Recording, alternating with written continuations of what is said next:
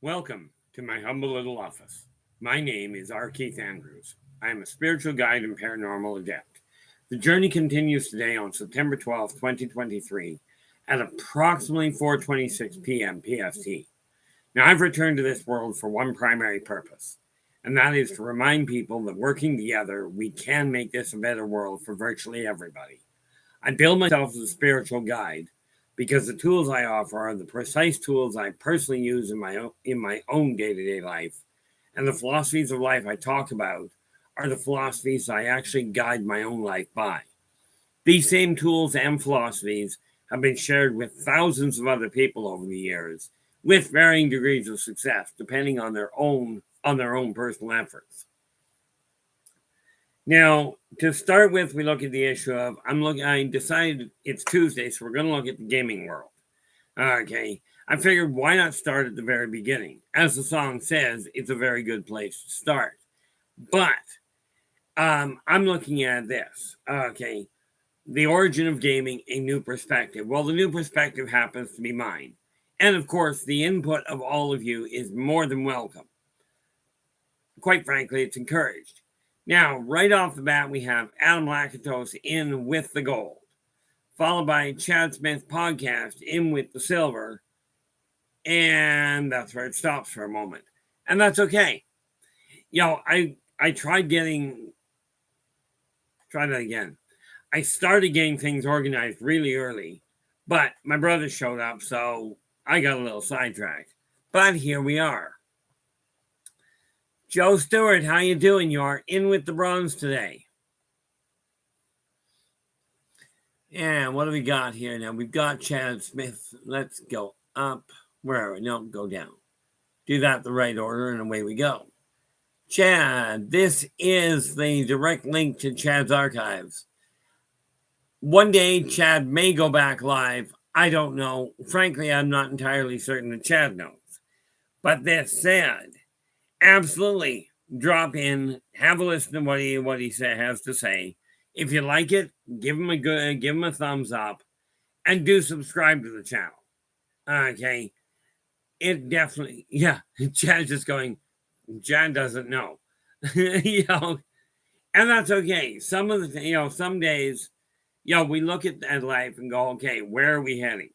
The best I can tell you is years and years ago. Like I've been gaming since the first Saturday in June of 1976.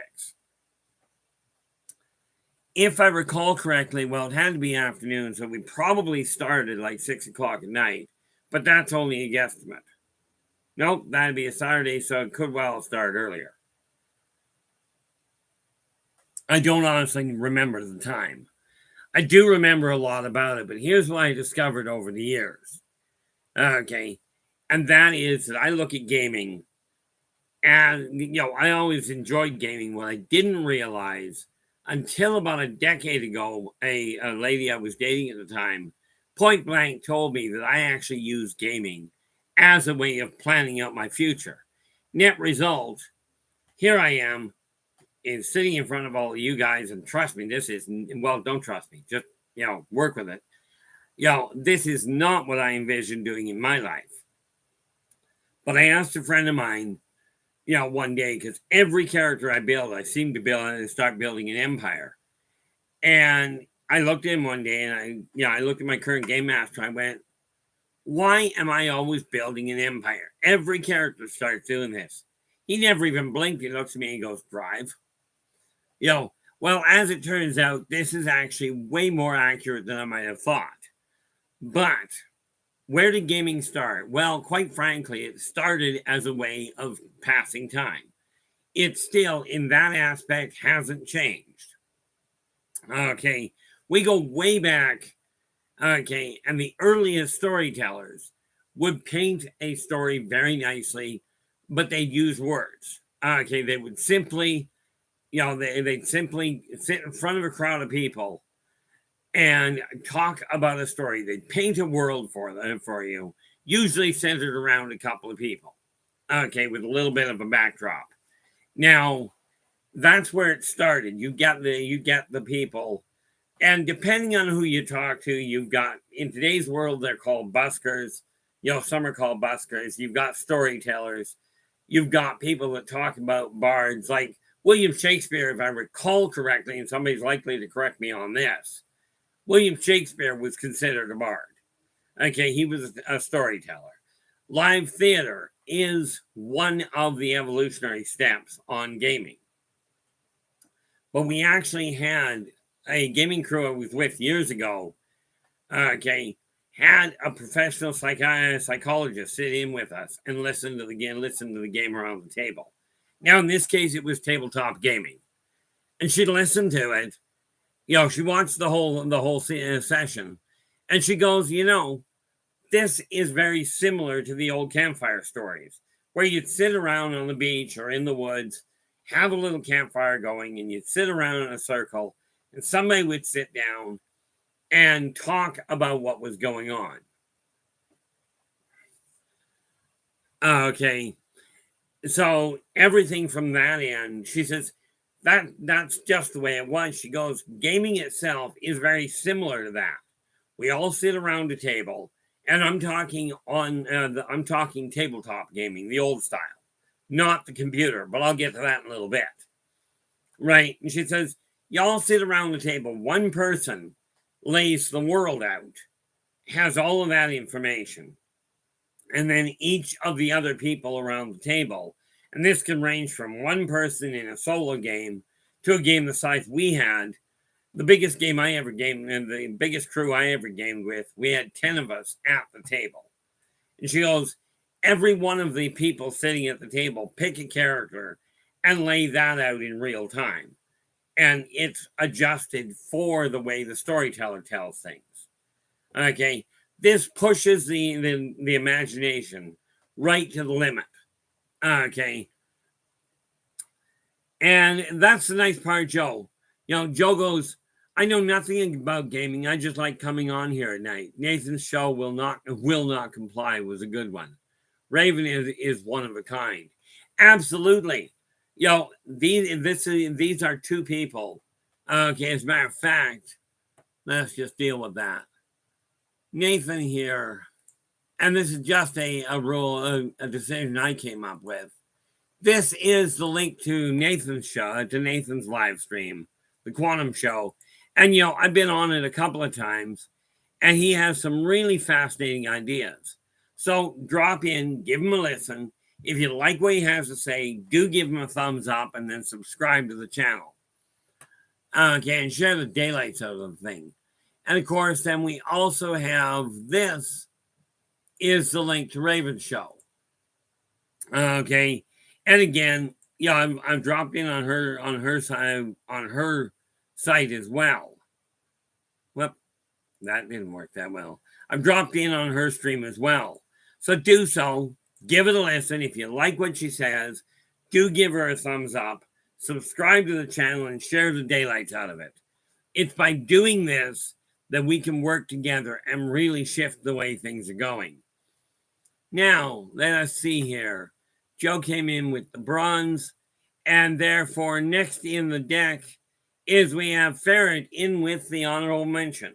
Now remember, guys, I only mark off 4, and yes, I took that guideline and that assessment from Dave, okay, off of Spaced Out Radio. I borrowed that one without any hesitation on that one. And of course, this is the link to Dave's show. This, for me, is where things really got carried away. Okay. And again, realistically, 2 years ago, there were a bunch of people in Spaced Out Radio that pushed for me to come on air. And after 5 or 6 months of badgering, I finally got around to doing so. Okay, now, World, where are we? World, you have just come through the door. And there, did World just come? No, Shadow and Sun just came through the door. My apologies. World will be here a little later, presumably. But Shadow and Sun has come through the door here. And this is the link to Shadow's live stream. Okay, and if I could get my computer to work nicely, that would be great. This is the link to Shadow and Sun's live stream. do drop in, give it a listen. If you like what he has to say, do give him a thumbs up, and absolutely subscribe to the channel and then share the daylights out of it. Now, gaming in its modern form is a little different than where it all started, which was just, quite frankly, your stories that people told. Whether it was around the campfire, whether it was on the beach, maybe it was a parent laying an imaginary story out, okay, for the children, for the children. Okay, these were all forms of taking what's in your head, putting it out there so that other people could see it. Okay, at least see it in the mind's eye. Now, the neat little part there, okay, is it can be used by anybody. I've literally gamed with gamers all the way from age 8 all the way to the 80s. Okay, all of them seem to enjoy it. Okay, now I know when gaming started, it was when it came here. That's the neat part there, Ferret. Ferret goes, I like playing cards. And that's the funny part about it. When you're when you're actually playing a role-playing game, there are times when you end up playing cards during, or where you can end up playing cards during the game. Okay. I used to play cards a little, and for me, I played cards for the most part up until my mid-20s, right? And then it was, but I've been gaming a lot longer than that. Okay. Now, what we're looking at now is how do we take this world, take the physical world you're in, I take the gaming world and use it as a way of actually organizing my thoughts and making things happen. Ange, how you doing? Glad you could join us. And I do believe I missed that. Emmy Tonga, welcome aboard. Glad you could join us tonight. I cannot stress enough how grateful I am that you guys choose to share your time with me, because I know your time is valuable. Okay, I really do. My time gets a little screwy. I was all set to have everything organized today, and found out something really cute. I'm not doing too terribly bad there, Ange. I just got on my brother, who's been dealing with my eldest brother now, just returned from a trip out to Calgary, where he finished setting up the estate of my oldest brother that just passed away a year and a half ago now. Okay, the house is now ready, apparently, to go to market. This is great news from that standpoint. So of course that, and wish me luck, because today is the day that the government decides whether or not they're going to actually put me into community futures. If they do that, I'm sitting fine. If they don't, I've got a bit of a mess on my hands I'll have to fight with for the next few months. But we will see how that goes.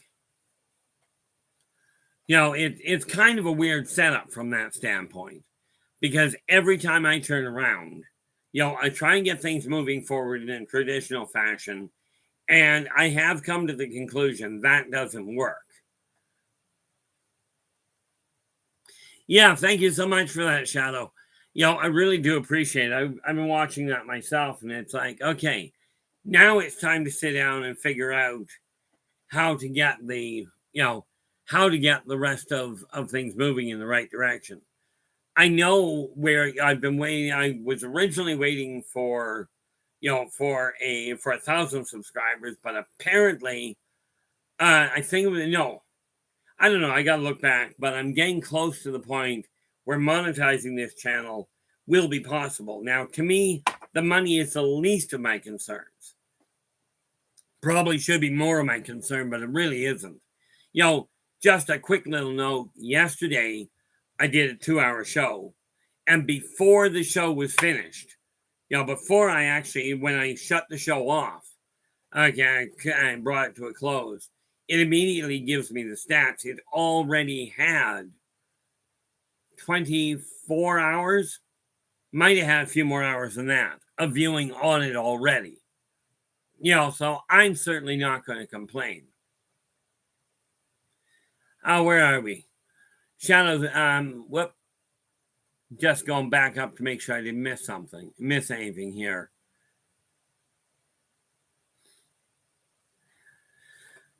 Yeah, I appreciate that, Ange. I'm actually down to 2 brothers left now. Right. One just older than me, the other one just younger.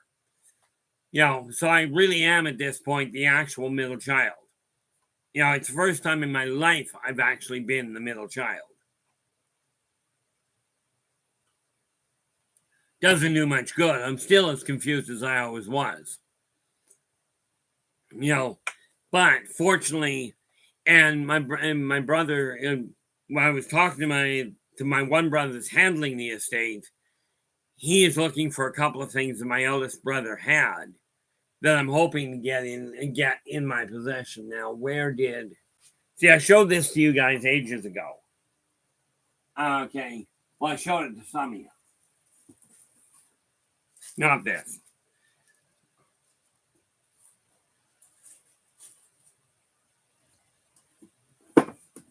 This little book here. Some of you will recognize it. That is the first book I ever picked up. It actually belonged to my eldest brother. This is The Hobbit, but this is the original collector's edition. Okay, some of you may recognize it. Okay, that's the one that got my attention on the fantasy, on the fantasy, science fantasy world. Okay, it was that same brother that got me involved in gaming at all. So now what I'm looking at, is changes that are taking place. And I'll tell you, if I don't, that won't help. Ow. I really have to figure out where my hand is, I think, because I keep hitting the edge of the glass and it's just noisy as heck. Yeah, that one edge is. Let me see what did I just do with it. Nope. Oh, I put it back up there. I've got good memory.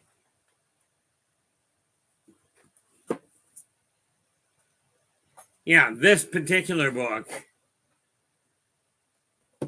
Nice part about this one, I actually taught myself. I got to refresh my memory. But this particular book, The Hobbit, and I'm sure most of you have heard of The Hobbit. The Hobbit, J.R.R. Tolkien, The Lord of the Rings, that sort of thing. This one was written in 1966. Yeah, not bad. Written in 1966. So this book itself, well, in 26, we'll make it 60 years old. But how's that for a good shape for a 60-year-old book? I mean, you take a look at it. I mean, I'm just amazed that it actually lasted this long. But my brother kept it, and I was the one that ended up with it. Thankfully, both my other brothers went, yeah, if you want it, knock yourself out.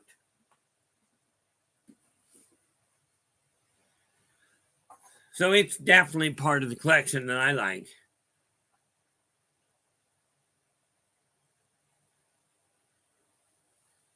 I don't know. I just read the reality of that, Shadow, is I just read the copyright on it, and I don't see another copyright. But let me double check that one, just because I'm curious.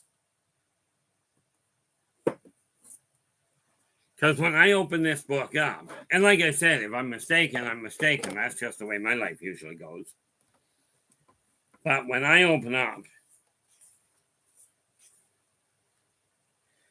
oh, okay, my apologies. This one, it still says copyright is 66. But it doesn't say when this one was printed. It's listed as a third printing. So I don't know. What I do know is I'm quite happy with it. When he got it, I just plain don't have any idea. What I do know is I've got it now. But you are correct. It's a third printing. So anybody's guess when it was actually printed. But gaming itself, when you visualize a character, okay, and I'm just going to point out something here. Joe, you mentioned you don't know anything about gaming, which I don't doubt that at all.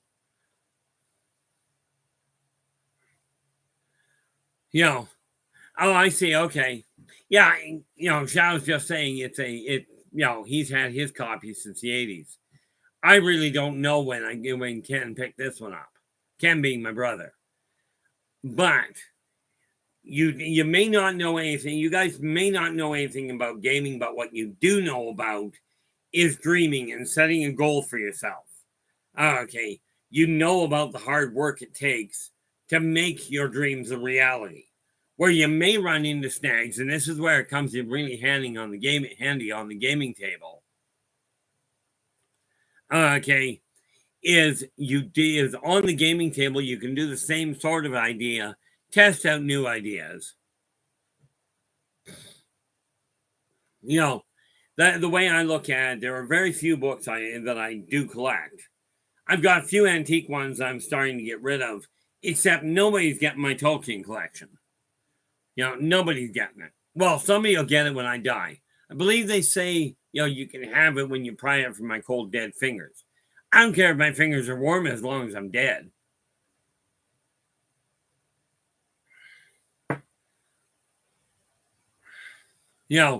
But you do know as individuals that the imagination is where you start dreaming about a better life. Okay.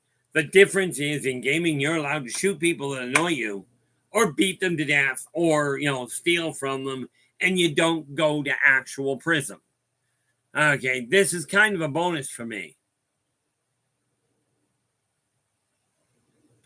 Lord Rebeljack, how you doing? Glad you could join us. And rest assured, you haven't missed us. We're still here.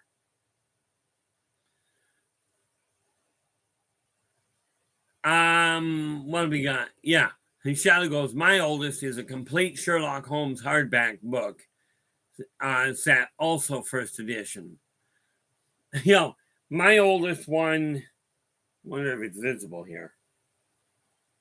I don't think it's readily visible. And I'm not about to go hunting it down too terribly far. That might be one of them. No, this one, not great condition. This was 1912. My oldest book is actually written in 1850.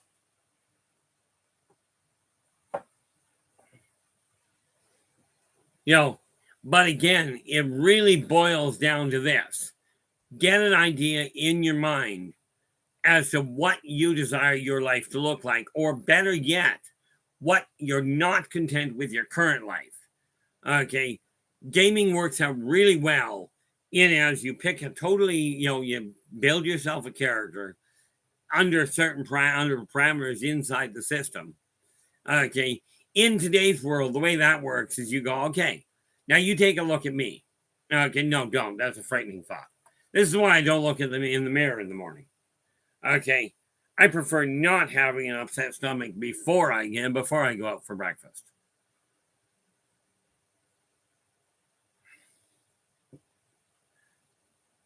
Well, the nice part there, Joe, and depending on what your dreams are, I'm a firm believer that most dreams, assuming that they are trapped in the current material world within parameters that practical reality gives you, I'm a firm believer that virtually every dream can be made real.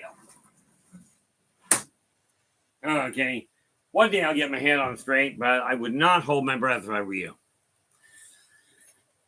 Useless piece of information. I walked around for about 3 weeks to a month when I was a young teenager.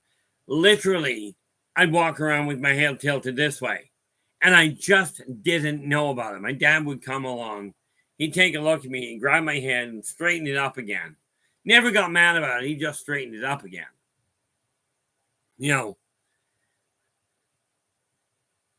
Yeah, Shadow goes, gaming is a great way to spend an evening with good friends. My channel is all about gaming. I'd be happy to show any interested on how to get started. And I will tell you this, guys. I will, yeah, probably shallow. I will tell you that I will readily recommend you drop in on Shadow's channel and see what he has to say, because he's got some phenomenal ideas there. Okay, now for me, I was planning on bringing out some of the characters I've got, and that's going to have to wait until next week. Semper Fi there, Black Dragon. Glad you could join us. From that standpoint, I got sidetracked today because, like I said, my brother showed up. But I am going through things now. I'm going through things at this point to get everything moving in a more organized fashion. What is that box? Oh, okay. I'm looking at this going, why do I have a box panel that shows up there? That's because it's a box I haven't moved. Now, on the plus side, I like to think, Shadow, that I'm twisted in a good way. Although I've had some characters that have been absolutely bizarre.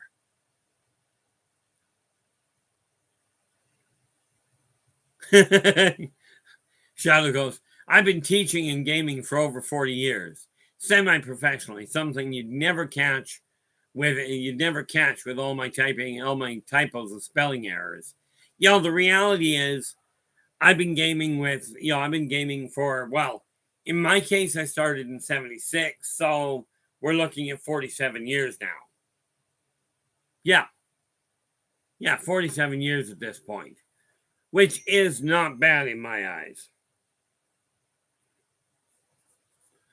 Okay, that's, from my standpoint, it's been a long time. And of course, I was a game master up until 2018.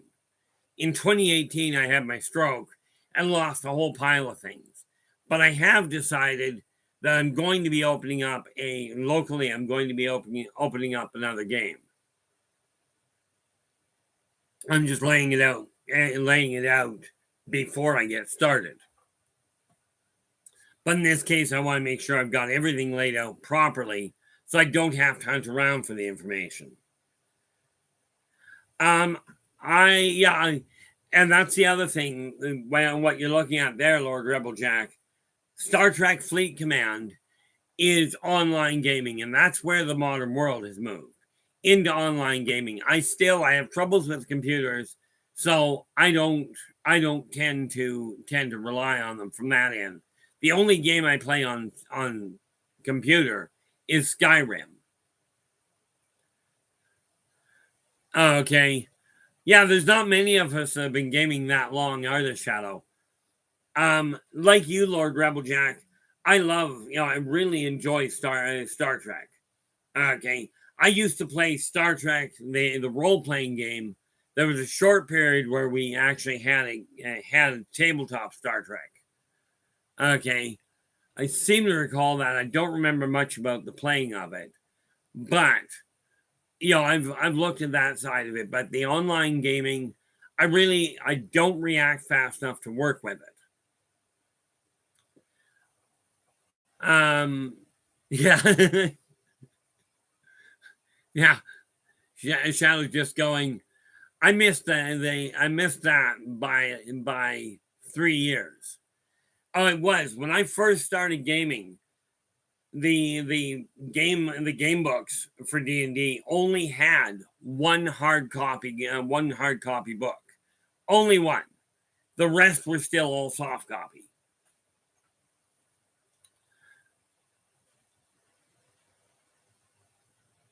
Well, the reality is, Lord Rebel Jack, you got to remember, when you look at William Shatner, first and foremost, is, I think he may still be acting. I don't know, in all fairness, but he was an actor. There is a very big difference between actors and role players. And here's the difference, because there is a similarity. We all gamers and all actors take on they take on another persona in order to act. Okay, the difference is this: an actor takes a script and goes, this is what I'm supposed to say. This is what I'm supposed to do. They follow a very organized path. Okay, net result, when you look at aliens, aliens don't fit. The interaction with aliens don't fit properly.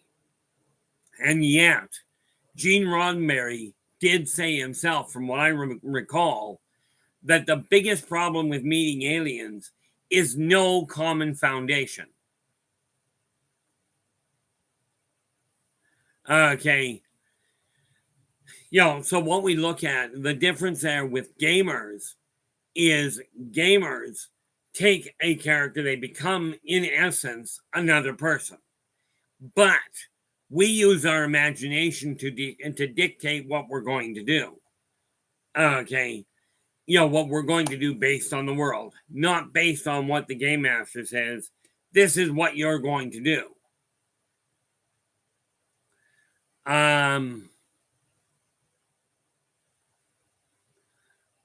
Yeah. Shadow goes, maybe Shatner was acting because he got a visit from the Alphabet Mafia. Quite possible. Let's face it, there's been a lot of that go on. One thing I've noticed, the biggest problem we as gamers seem to run into is that we don't fit the common mold of society. We question almost everything. Okay. Now, granted, I used to question even the color of things. Of course, I was colorblind, so that might explain that.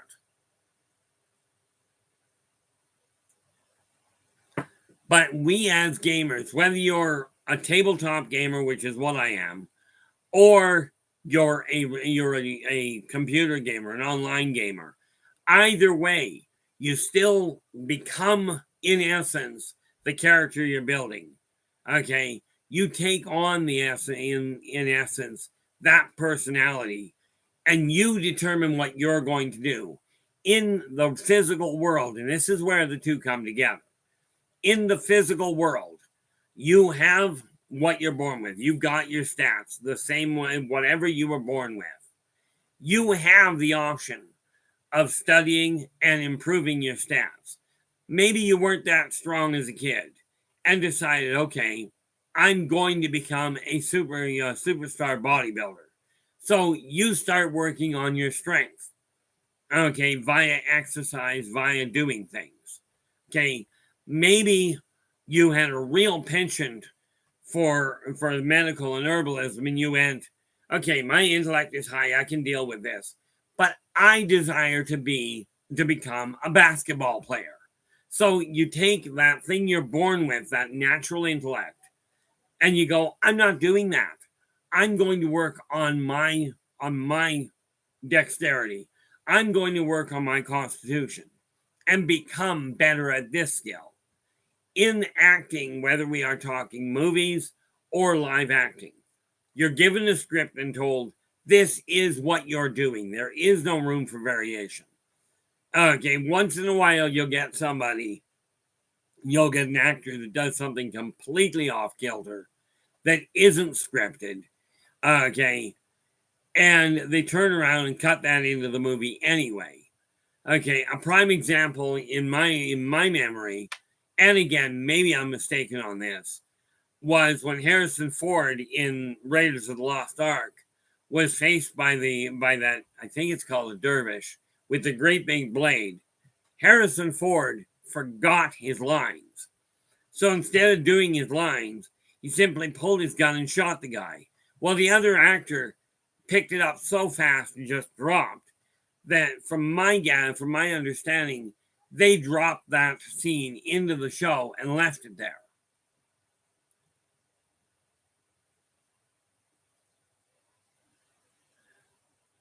I mean, this is just the way things go. And Andrew just going, Joe, when you write and you dream of it and dream to make it happen, gratitude for all that you have and the journey you've been on, and see yourself in the manifestation. Okay, that is ultimately the way it works in my eyes. Lord Rebeljack, here's the neat part about that. Okay, and I get in trouble with my son for it. But here's the thing. You will get older. You have no option there. Whether you get old or not is up to you. And I will tell you, one of the reasons, no matter what your age, if you can get involved in an actual gaming group, whether it's tabletop or online, I strongly recommend it because it will reactivate that imagination line. Okay. The same thing happens when I'm writing. I do my best to include as many senses as possible. Okay. Because the more senses that you can involve, even when you're building something in the material world, the more senses you can involve in that effort, the more likely it is to come to fruition. And why, I keep looking at this. I wish I understood why my computer keeps dropping out of live chat back into top chat.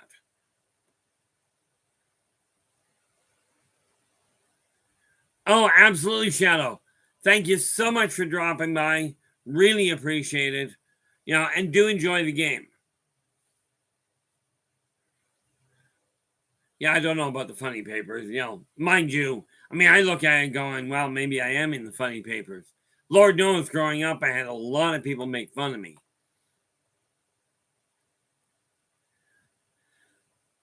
But here's the thing, okay? And again, you guys have been absolutely remarkable in offering me encouragement to keep moving forward with the stream, with the newsletter. You've really been instrumental in helping me stay focused on that idea. Let us see here. Just a curiosity thing. We'll hit refresh on that.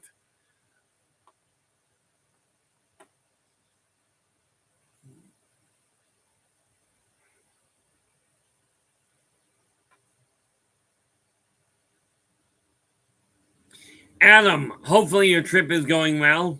Yes, we did catch your, I think I made a comment on it. Again, thanks so much for joining us, and absolutely keep your mind on the driving. My brother just spent 10 hours on the road driving back through the mountains to get back home again. And when he left here right before my show started, he said he still, because of the problem down on Highway 97, which is halfway between here and his home, he doesn't even know if he'll get through the road tonight. But he's going to gamble with it anyway. Now we scroll and roll down here, and what do we got? So what I'm looking at here, and I've already started laying things out, okay, to do exactly what you guys asked, okay, and I don't know how to bring it into a live run, or for that matter, how to bring it in properly into the newsletter, which I am going to see what I can do about that.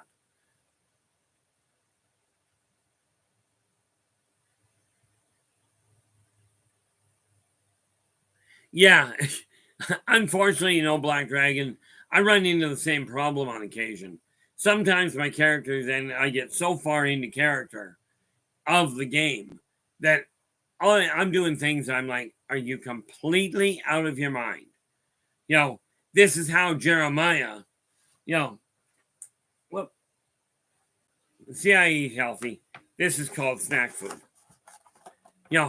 Always as a gamer, you always have snack food. In this case, what the heck are they? Oh, it doesn't actually tell me. But those are blueberry oat. I do my best to actually eat somewhat healthy. I fake it on occasion.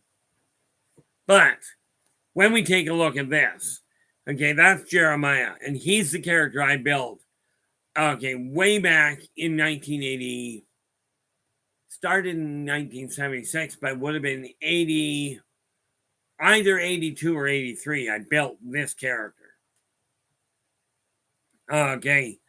And he is the backbone. He is the primary protagonist throughout the series, which, it was simply a case of taking that character and seeing where it went. But when I wrote it, I actually didn't pay attention to it. And it wasn't until about 3 chapters from the end of this book that I finally went, this is where the story is going. Other than that, it was written completely organically. You know, I did run into a roadblock there for a while, especially last year when I was really debating whether to even carry on the stream. The funny thing is that same period, I went through a period where I was going, is gaming working? Am I actually getting ahead? Well, thanks so much to you guys. It's all come together now and it's all moving forward at the right angle. Sort of at the right angle, but we'll see where that goes. In the meantime, when we look at the gaming itself, you got to remember that is based in your imagination. Now, do understand, people go, I hear so many people say, but I don't have an imagination. Okay, here's the brass tacks of it. If you've got a counter that's full of dishes, and you can even remotely, if you can even vaguely picture that counter without the dishes on it, if you can even imagine that without actually cleaning the dishes off it, you've got an imagination. Okay, way back when I was in school, there was a book called The Borrowers, which talked about these little tiny people living in the, living under the floorboards and what have you. When you're reading a book, if you can picture what is going on in that book, you've got an imagination. Okay, and everybody's got an imagination. The question is whether or not you are actually putting that imagination to use in order to see your world in a different fashion. Now, when we take a look at this, I'm going to stand up here for a second because I hate sitting still. But we get up here, right? And you go over here. That worked well. Now you go over here, and these are all pencils, pens, and what have you that I personally, all important air. No, you don't breathe that with a spigot. But all of these little containers have pens, pencils, little post-it notes, that sort of thing. But it took an imagination to be able to lay that out at all. Nathan, how you doing? Glad you could join us. Black Dragon goes, I had actually argued with some of my characters. And it's funny because some of the things that when we talk about, people go, I don't have an imagination. I'm like, if you've got an opinion, in a lot of sense, in a lot of ways, that does trigger the imagination. Have you ever been in an argument that you found that you thought, wouldn't it have been nice if I had actually won that argument or won that debate? And you imagine what that success would look like. This is your imagination. Your imagination is the backbone of gaming. Matter of fact, the imagination, even though when you get 4 or 5 years old, parents quite often will tell their kids, oh, you've got a wonderful imagination. That's great. You've got a fantastic imagination. Now, it's time to grow up and be an adult, and act your age. Right? Here's the thing. The best advances in the modern world and the ancient one came because somebody used their imagination. Okay. Lord Reproduction. Lord Reproduction has asked, I want to ask a touchy subject and decline if you like, Keith. What's your thoughts on 911? Now, that one, Lord Reproduction, before I answer that, welcome aboard, Matt Geek. Glad you could join us. Lord Reproduction, I don't have a problem telling you directly, but I do know if I actually voice my opinion of it, on whether it's good, bad, or indifferent, the moment I voice my opinion on it, I may well get shut down. So I'm not answering that one. But feel free to drop me a line at any one of the contacts below. As a matter of fact, I'll make that easy for you. This is the easiest email to track me down on. Okay. And feel free, if you'd like my response to that, feel free to drop me a line there. I will be more than happy to let you know. I just cannot, or more to the point, will not do it here. Okay. The same applies to a few other touchy subjects. Okay.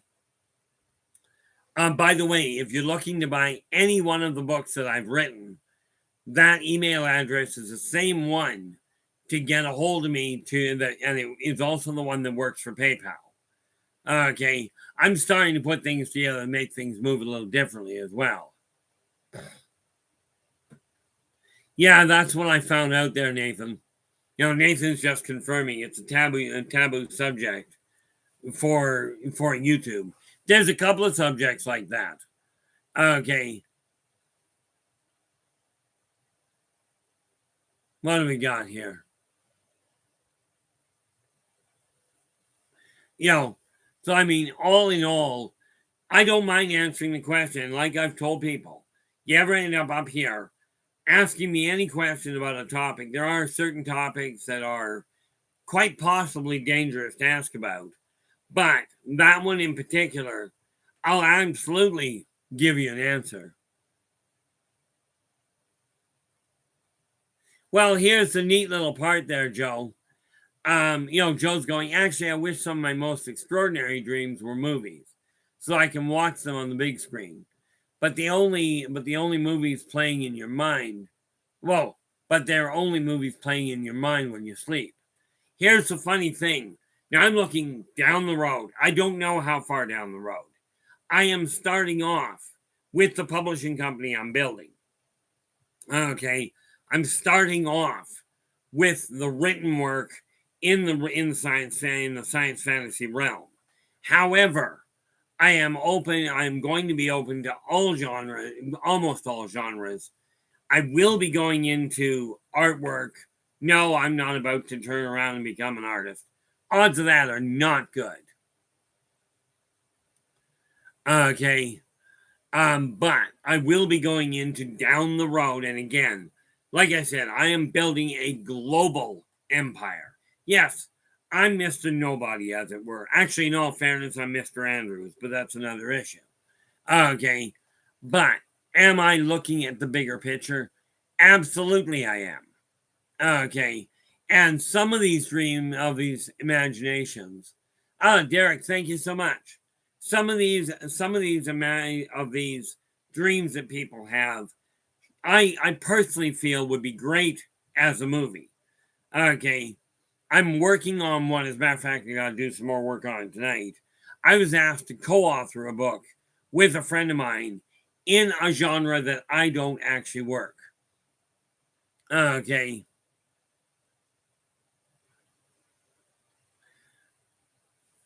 Where am I? Yeah, Black Dragon's gone. I'm just a figment of your imagination.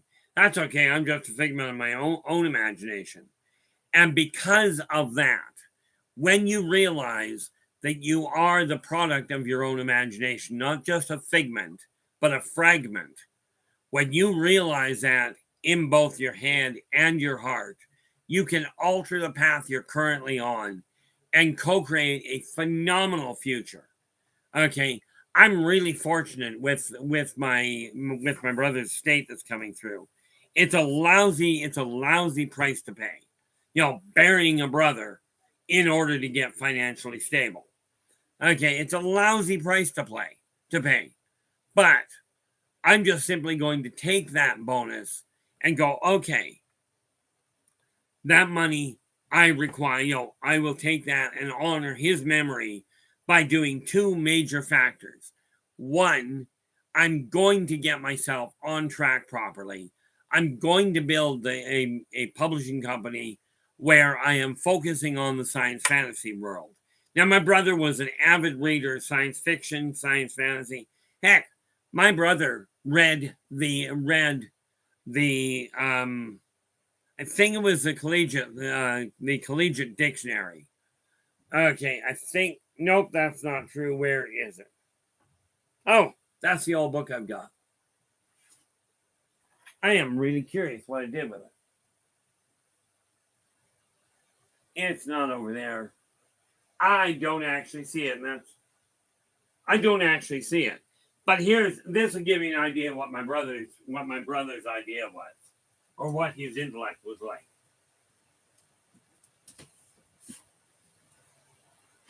Some of you people, especially if you studied science, will recognize this book. Okay, now that looks like a really dry read if you ask me. Okay, and look at how thick it was. My brother actually read this book cover to cover. Okay, weird setup in my eyes, but he read the thing, and of course, not only did he read it, but with an eidetic memory, he absolutely remembered it word for word, page for page. And then some of you people will recognize this chap that many people call Horatio. Okay, or more to the point, William Shakespeare called him Horatio. Not to worry, he's not real. Okay, but he used to have a working mandible. Now this is a life-sized plastic model of a human skull. This one used to have a working mandible. Okay, but this is also the home of a very volatile little ghost that I had living with me. Yes, I've got some weird things I hang on to. But again, the imagination is how you design that's how you design what your life is going to look like tomorrow. Not what it's going to look like today. Today is what your life is, and you can't do a thing about how you got there. But when I look at the gaming world, when I look at the way my world is evolving, I went through a period just last week. I'm looking at it going,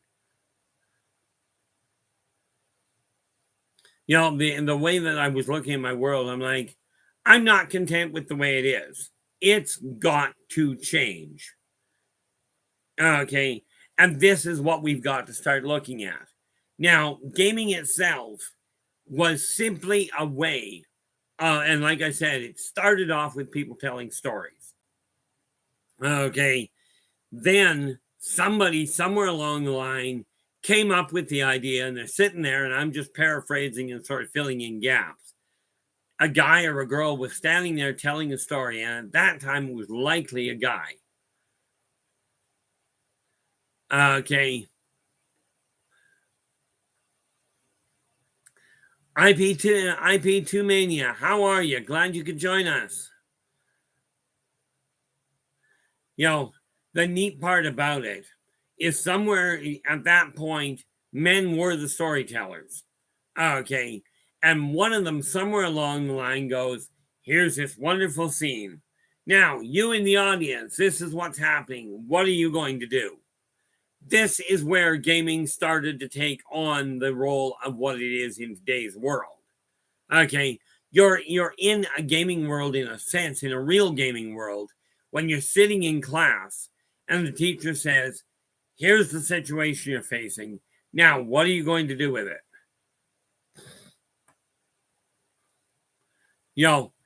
How are you going to respond to this situation? These are just some of the similarities. Okay. And, the reality of it is, I take a look at it and go, okay, what you do with your imagination is absolutely up to you. What you do with your material world is still up to you, but you got to remember, as within gaming, your character does something, the local established constabulary are likely going to react. And fortunately, most gamers run positively oriented or, good campaigns. I've seen a few that run real evil campaigns. I myself won't run an evil campaign, primarily because I cannot effectively play a chaotic evil character. I tried and ended up with nightmares for 3 days. I won't do it again. Lawful evil, neutral evil, that I can work with. Chaotic evil, not a prayer. You know, I'm much more comfortable, quite frankly, playing characters that are neutral good. They do what they seem drawn to. You know, the really neat part about it, you know, of all the people to teach me how to socialize, before I started gaming, I wouldn't talk to anybody. When I started gaming, I could talk at the gaming table, but I still wouldn't talk to anybody. Okay, outside of the gaming world. But then along came a member of a former member of a bike gang. Okay, and he was introduced to me. He turned around and we're talking about a bike gang, and you know the stories of those. Back in the 80s, those gangs were a little bit more volatile. Okay. That gentleman took me away from the gaming for a little bit and would take me out for coffee on a regular basis. And all he did was he just was himself. But that, and now you gotta remember, in gaming, you learn that laws are meant to be noted. If you don't like somebody, you can kill them, you can beat on them, you can steal from them, frame them for whatever. You know, there's a lot of options that you've got. Okay. Now, this guy, a physical person in the real world, a former member of a bike gang, okay, comes out and he teaches me how to socialize. Now, understand, in the bike world, in the biker gang world at that time, okay, the idea was laws were meant to be noted. If you didn't like somebody, you beat on them, you killed them, you framed them for murder, whatever. Okay, lie, cheat, steal. This was where the guy came from. This is where I got my training to socialize. Oh heavens, yeah, Adam, Adam Lackados is absolutely right. You know, the Port of Vancouver is still run by a biker gang. Where are we here?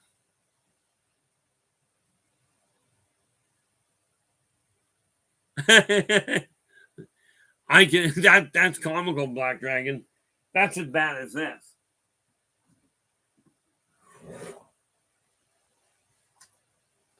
This neat little toy I had sitting on my dashboard.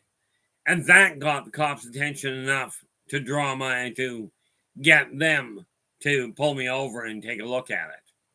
Okay.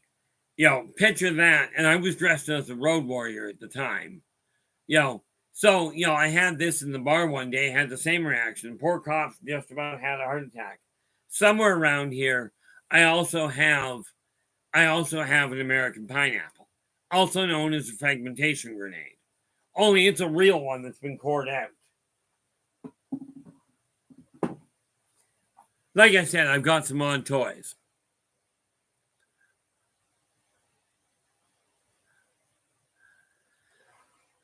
You know, so, you know, I mean, when we look at it, you take a look at what your life looks like. If you're not content with it, can you imagine a part of your life changing so that you would be more content with it? Okay, that's the key to making your life different. Is imagine it, plan it out, think it through, and then remove things from your life that are stopping that reality for you from manifesting.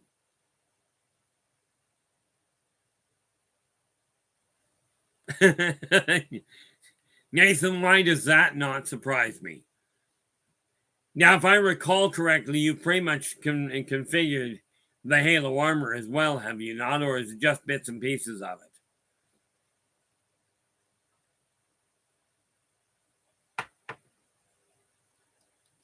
Yo, what do we got?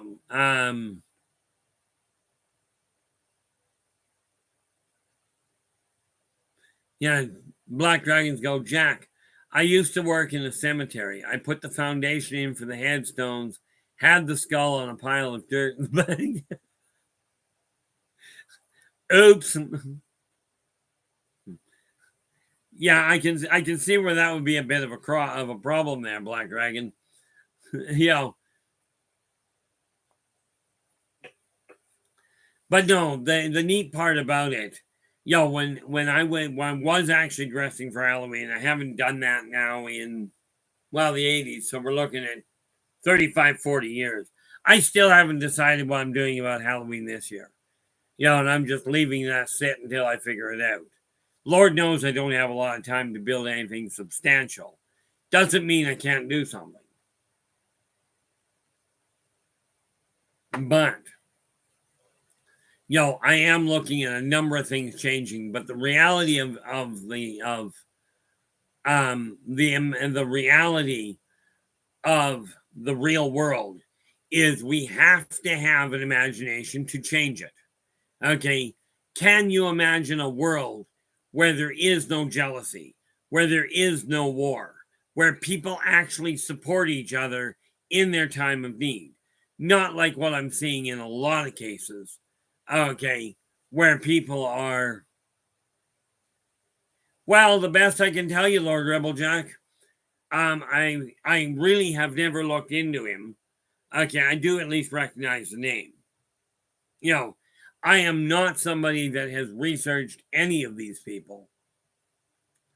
Okay, so can I give you much of an answer? Not really. Okay, the neat part there, and this is why I tell people, I don't research. Okay, what I'm talking about, the experience I have and my understanding of the alien worlds and of the ancient races for that matter are based on personal one-on-one interaction. Okay, there are very few people that catch my attention, and the ones that have annoyed me, I won't utter their name. I will not say this person annoys me. Okay, because there are some people that are very big names in the UFO world that I've heard comments made by that have made direct comments to me.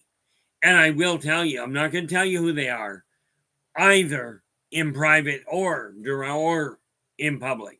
Okay, there is an old saying that goes, the best and the only true secret is the one that is the only true secret is the one that only one person knows, which is where that comical side comment came in. Well, I could tell you, but then I'd have to kill you. Now, the fact is, I could tell you, I wouldn't have to kill you anyway. But I'm not about to open that door. Okay, but there are some people when I look at the so-called professionals and somebody will say they said this, I won't say anything about it, but there's no way I'm going to believe a word out of their mouth after good morning. Okay, and then it's up to debate. But there are people like that. And I will tell you, if I know somebody that I do believe in, I will absolutely say, go and listen to this person. Absolutely. Unfortunately, there, Nathan, this is very much the reality of it. I know of a couple of story books that came out that I absolutely stand by that. And this is why I say, when I look at the books I'm putting out, the best I can tell you is this is my experience. If it meshes with yours, this is great. Okay. But it's not, I am not the be all and end all. Yes, I've been gaming for 47 years. No, I am not the longest game playing gamer. Okay. I know there are others that have gamed longer. Okay. The fact of the matter is, well, Ken would, let's see. I was 13, he was 18. He apparently started, so I actually gamed longer than my older brother. Because he started, according to him, in 73. I started in 74. I started in 76.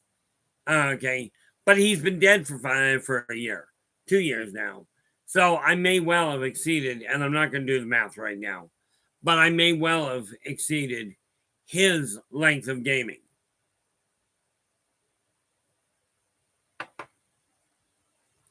But we have to look at, well, we don't have to. You've got the choice. I'm encouraging you to use your imagination to picture your world as a better world than what it's been. And what the hell is that? Oh, have something right behind me that I'm like, what the heck is that? This book here is another one of those neat little things that I will keep around and will be passed on to my kids. This is one of the Bibles that was on my own grandfather's coffin right before they buried him. And that one, we read the Christmas story out of that every year, okay, on Christmas Eve. Yes, here I am. I'm a Christian. I believe wholeheartedly in God. I believe wholeheartedly in Jesus Christ. And I absolutely believe wholeheartedly in Santa Claus. Okay, and we'll get to that little belief later.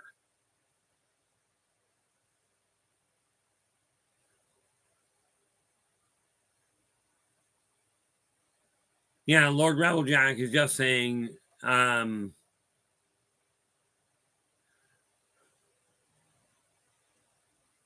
see, I figure this, and I agree with you wholeheartedly there, Lord Reproduction. You appreciate when people are humble. I look at it this way, going, I am one of these, myself. I have never seen myself as much of anything. I really haven't. But I come from a point where, how you doing, Raven? Glad you could join us. I never have seen myself as much of an outstanding individual for anything. Okay. I just go one step at a time. And I'm more than willing to give you an answer. If somebody can point me in a direction and says, look, your understanding is mistaken. Here's the reality behind it. Absolutely. Okay. Do I bother? I told somebody one day, don't put me on a pedestal because I tell you, I can knock myself off it really fast. But then I had a chap I was talking to one day and he goes, look, he says, you cannot stop people from putting you on a pedestal. What you can do is stop yourself from behaving as though you belong on that pedestal.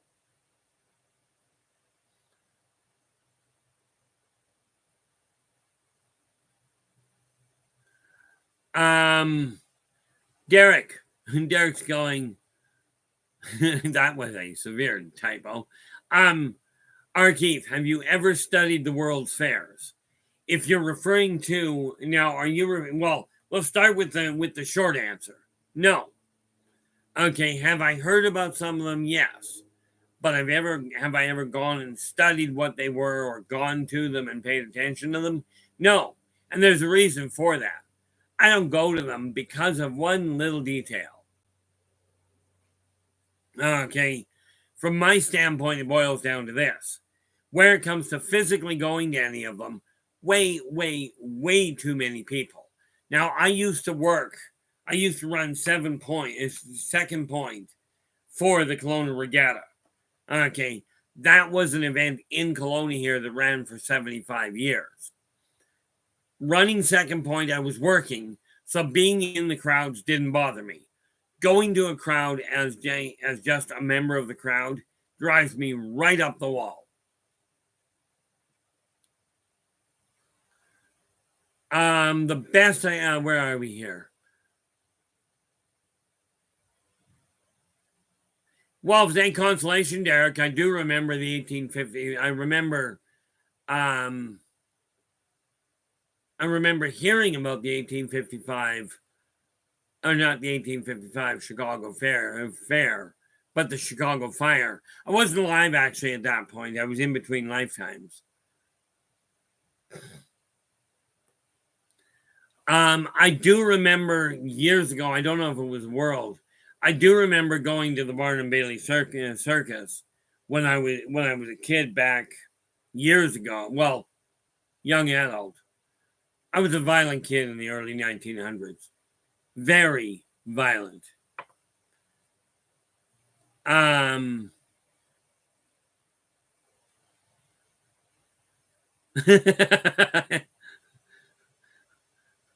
Black Dragon goes, I don't get brazed on a pedestal, I get chained to them. No, from my standpoint, even in the past, I've tended to stay. Oh, thank heavens, I nearly read that wrong. I tend to stay away from crowds. Okay, the only time I ever deliberately went into crowds or set things up to take place in crowds was literally, I will go in and speak at the UFO conference, but if rumor has it correctly, there's going to be a problem there again.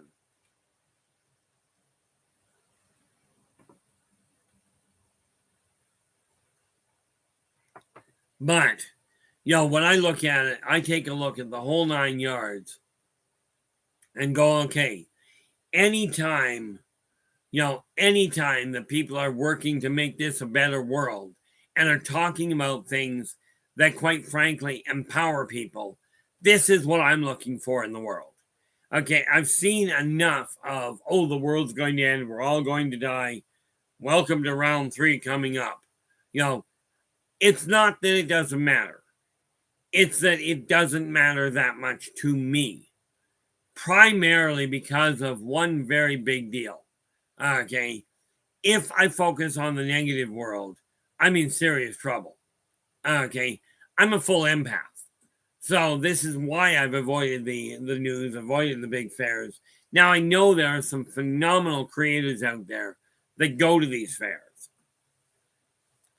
But I also know that more often than not, you get a real technological breakthrough, a real one. The people that are already in power, more often than not, will squash the thing to keep their own cash flow running. Point in fact. And I call it in fact because it's what I heard with my own ears. There's a gentleman that years and years and years ago built an oil refinery system where you take a cup of sand out of the Athabascan oil flats. You run that sand through his program. Okay, a cup of sand. You're left with about a half cup of sandbox pure sand. You end up with about a quarter cup of crude oil, and the only runoff is potable water. The people that had the ability to implement this shut it down. Same thing happened with the ceramic engine that runs on tap water. Okay, and doesn't wear out. Same thing happened with the original light bulb. That light bulb is still lit to this day, from my understanding. And this is why the stuff I'm sitting on, and like I told you there, Nathan, this is why I want to sit down with you and show you or talk to you about an energy source, okay, that I already know. Okay, I have no idea how to make it work. Okay, I've got no idea on the technical side of anything. You, Nathan, on the other hand, have that information. Okay, and from my standpoint, here's the thing. Okay, when I've noticed what you said there, Adam, there's no money in it. Here's the funny kicker. Okay, here's the real kicker to it. When we look at money, okay, we are told that war is good for the economy. Newsflash, if war was good for the economy, the economy would be booming right now. Okay, 10 years I looked into it, and 10 years ago I looked into it, and apparently and my information may be off, so double check the information. But my understanding was 10 years ago, when you looked at the United States specifically, all but 7 years of their entire existence, okay, was spent at war with somebody. Now take a look at the United States economy. Let me ask you this. If war is good for the economy, why do you have any homeless? Why do you have any people that are having their businesses and their own personal lives foreclosed on? Why any of that? If war actually generates money. Okay, war generates money, certainly, but it never brings peace. Okay, now here's the thing. Oh, it's good for the for the scientists. Really? I've talked to a lot of people. I spoke to a lot of people that were medics in the Vietnam War. Okay, and I'm talking about talking to them this lifetime. Now, I will tell you this, and just picture it for yourself. And again, this is your imagination. Here you are, you're a doctor. You're trying to do research to make something better to help people get healthy. Now, you've got an option. You can do this in peace and quiet, where the power is always running solidly, and much more importantly, nobody's shooting at you or dropping bombs on you. Are you going to think more clearly with bombs dropping on you, or are you going to think more clearly with peace and quiet? Okay, this is what we have to take a look at. Well, it would be an idea.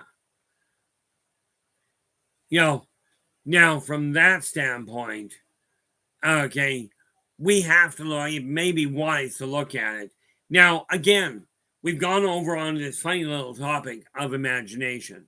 The funny part about it is that the imagination is what opens the door to a brighter world. Okay. Have I put people on a pedestal that I found out later I shouldn't have? Absolutely. Raymond L., how you doing? Glad you could join us. Oh, where are we? Go back up to what Emmy said.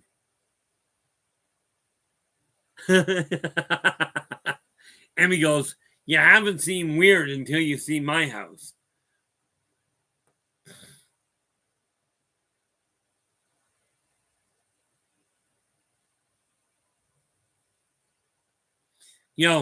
The neat part about things is this.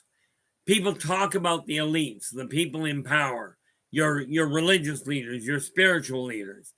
Virtually all of them are telling you how the world's dying, how we're all going to get wiped out, or God or the aliens are going to come down and rescue a very select few and go, oh, you're special, so we're going to take you out of the equation.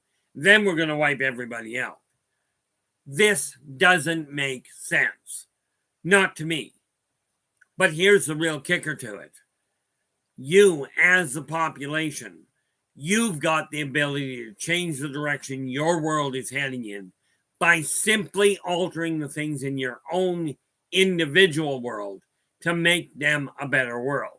Now, here's the thing here. Okay. These boxes here. Okay. Now this box, well, this is important. Everybody needs snack food. I think those are a little package. I grabbed the wrong pack. This is kind of necessary. That's these guys, the Hawkins cheesies, are still, for me, they're an extremely necessary little snack. But this box here, that one's empty, so if we fold that down a little. This is the thing. Can you imagine this stuff moving or being gone? You imagine it, you think about it, pick it up and move it.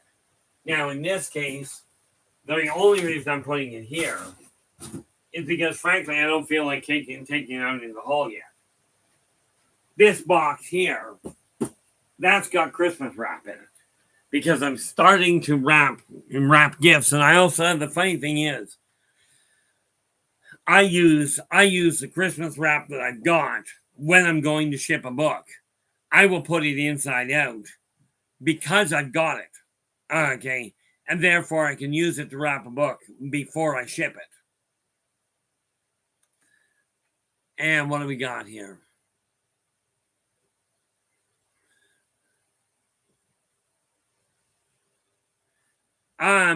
Now, Derek, first and foremost, there are two factors to that. One is I'm not going to tell you. Okay. Derek's just we're looking at a very intriguing way of looking at it. Derek goes, "What are you getting me for Christmas, Archie?" First rule of thumb, I'm not. Okay, I'm not saying I'm not doing it or I am, but I'm certainly not telling you. And here's my personal opinion on that side of it. Okay. I absolutely, and this is why I said, if you've received anything from me, okay, I will in time be doing something with birthdays. Okay. But if I don't have your birthday, I will not be including you in that. It's that simple.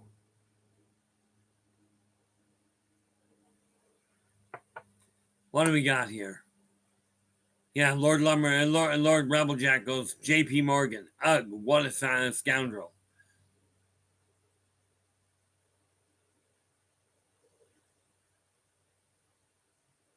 Now, I'm not sure if that was supposed to be 5 or 50. I presume you're talking, Derek's just saying my son turns 5, turns 5. There we go, typo. And that happens.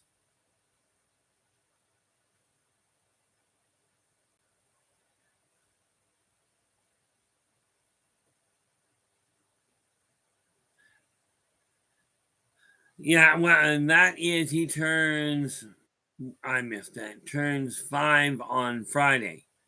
Ah, okay, perfect. Now, yeah, that's okay. I can't type either half the time. This is why I've turned to actually, like, I am getting better with it. But, the really weird part, before I had my stroke in 2018, okay, both my hands were built this way. And that was just the way they were. I remember Dad handing me a coffee one day, and I literally grabbed the coffee that way. And he looked, and I reached out to grab the coffee. He stops the coffee here. He goes, "What, pray tell, is that?" I says, "It's my hand, Dad. You want to put the coffee in my hand? That would be appreciated." Because that's the way my hand has been since I was born. Now, this hand, my left hand, used to be the same way. Then I had the stroke, and all of a sudden it opened up. But I'll tell you, it plays havoc with my typing. The intriguing part about it was that these two fingers never separated unless I was typing. So I'm working on putting that back together. You know, the important factor is this. When you take whatever you're looking at, yeah, Lord Rebeljack goes, look at all the mysterious deaths of these altering inventors. Okay. Many of them get shut down, and again, okay, it's because somebody with more money went, no, no, no, no, no. We can't have that get on the market because it will cut into my profit line. I'm telling you, dead people cut more into your profit line than a technology ever will. There's the old saying that goes, you cannot stop evolution. Society is going to continue to grow. But I will warn you, on the path that we are currently on, we have a very, very big problem ahead of us. And it's not the elite's fault. It's not the government's doing. It's not the religious people's guidance. It's the individual buying into what they're being told. You take a look at that that years old little problem. Okay. You take a look at that little issue a few years back. People come up with some really, really stupid ideas. I call them stupid because I'm like, did you think about that before you did it? Probably not. But I think of it this way. The person that comes up with a silly idea, there's a lot of truth behind it. They come up with the idea and go, hey, why don't you try and do this? Okay. And, when with people coming up with that idea, I'm going like, hey, what the heck? Like, for instance, in gaming, I did something absolutely stupid. And those of you that are gamers will absolutely recognize this as being dumber than a bag of hammers. I was playing a halfling. He was a reasonably high-level character. Ended up facing off with the red dragon. Well, the red dragon's right above him, and what does this genius of a character do? Grabs sneezing powder and throws it into the air. As you can well imagine, worst case scenario happened. The character was replaced.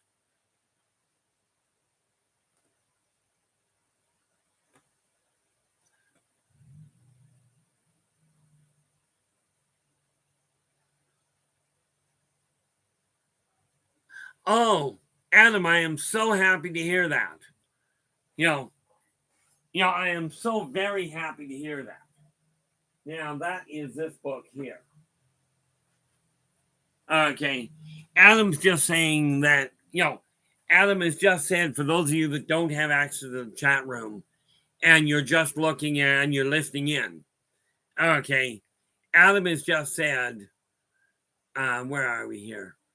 He goes, on a side note, after following the financial advice and following the Believe in Your Finances, which is this book, you'll notice it's huge. Okay. He was able to budget enough. He goes, I was able to budget enough to afford a new pickup. That's what this is all about. Taking your finances, and reorganizing things in order so you can buy with your money the things you feel are required for you, required or desired. Okay. That is absolutely why I wrote the book in the first place. And just for those of you that missed it, again, this neat little email here, this is the email to get a hold of me to order any of the books I've got. Okay. And this is the website. I've actually got to get a hold of them. But this website has 7 out of 8 of them on it. You can't order them through the website, and that is a bone of contention, but at least it can give you a breakdown of what they are. Okay. By the way, that email address, innervoiceenterprises@yahoo.ca. Okay.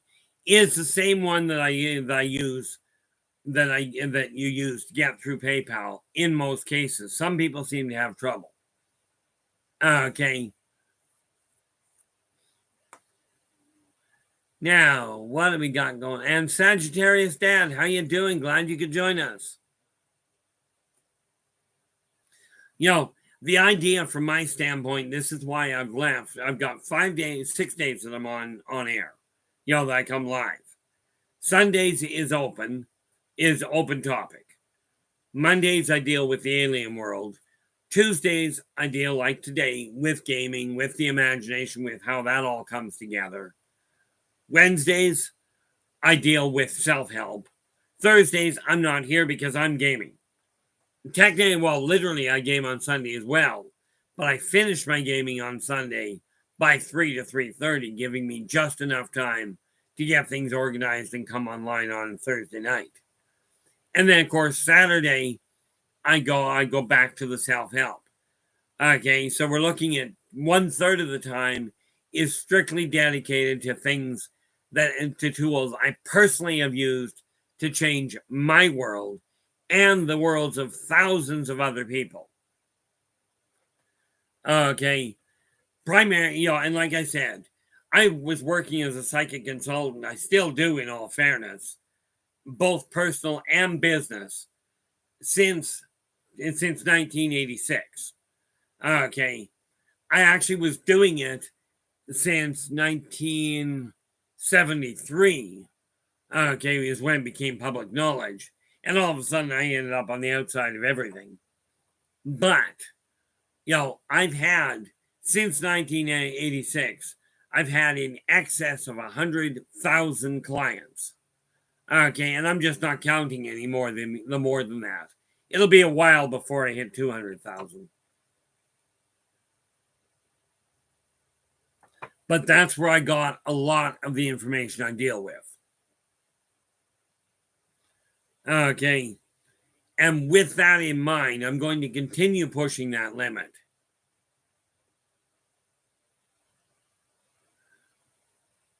Oh, nice. Yeah, I'm going, I needed something with more space for the child. And it's better, right? Yeah, pickups quite often are better than I mean, dune buggies are fantastic for running around the farm. Dune buggies, quads, that sort of thing. But the pickup has a lot more versatile use for it.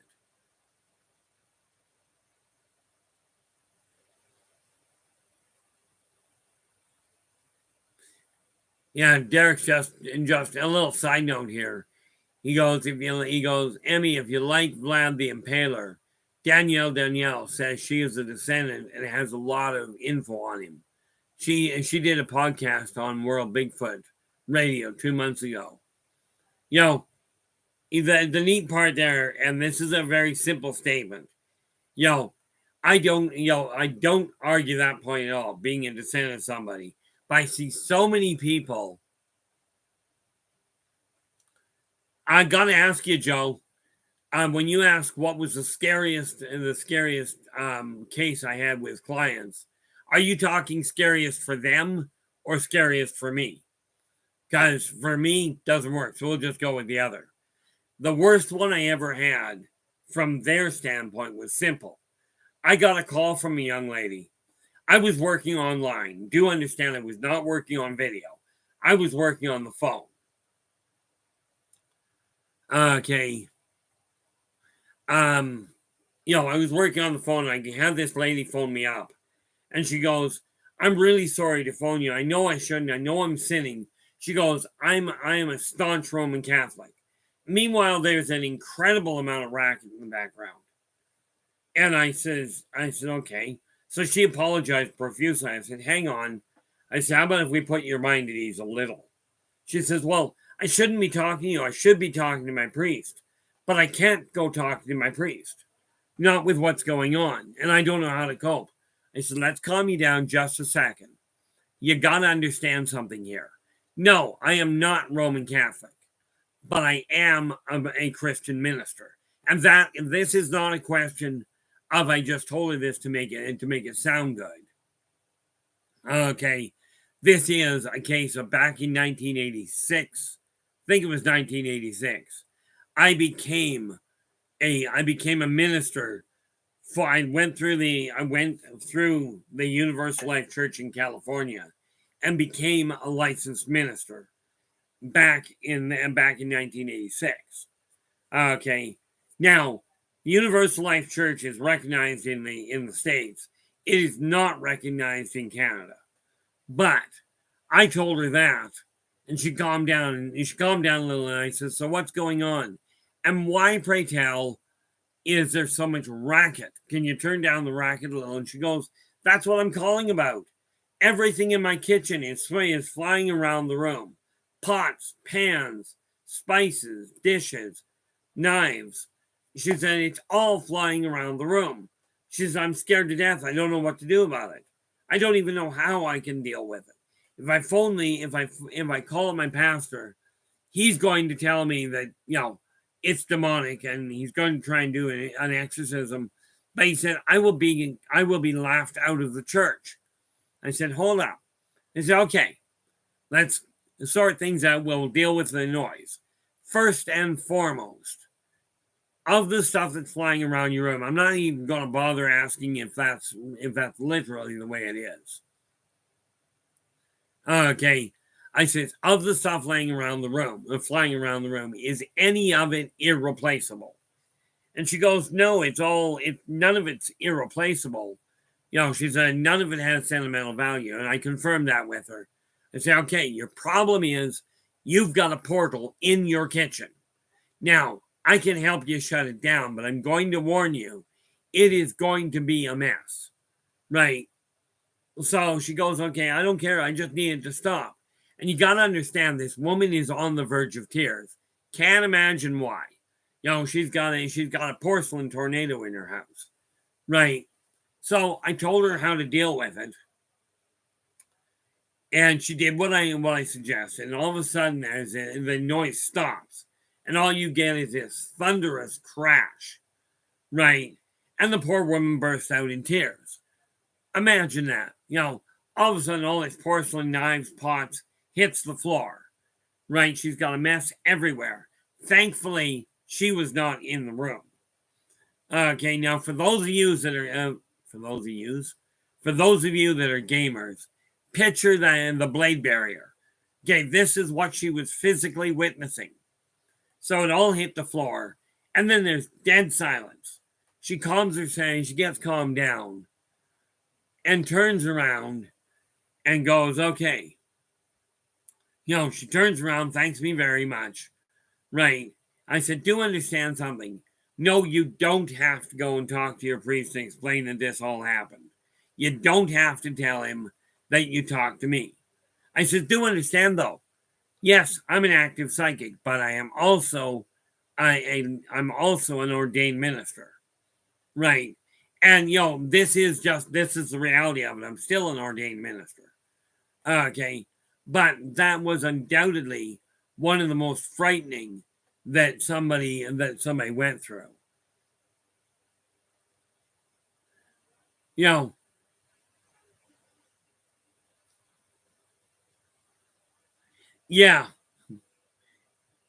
I'm just looking at this description of Vlad the Impaler's little pleasant toy.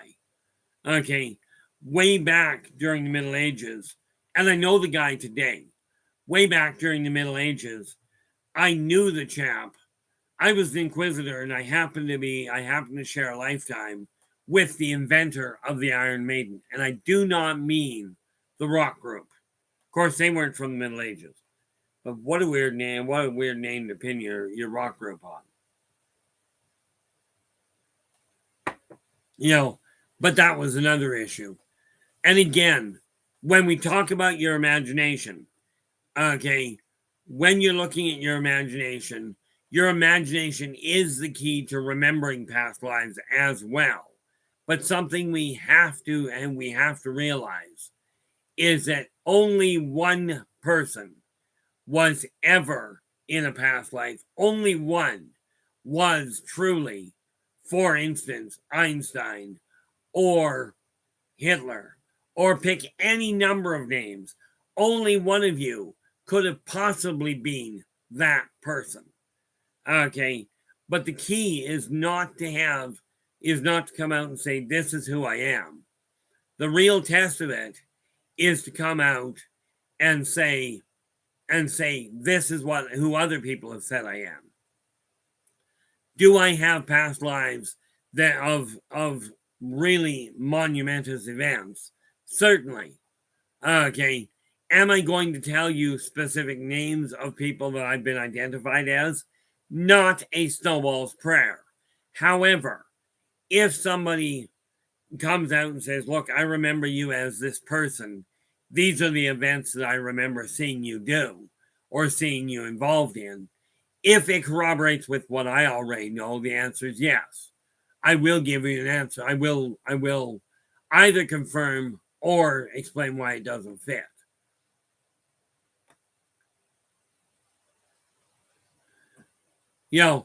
The reality of it is, and yeah, Derek, I did see your request to explain the inventor of the Iron Maiden. I'm not going to give you their name this lifetime. That's not going to happen. I can't even give you the name from that lifetime.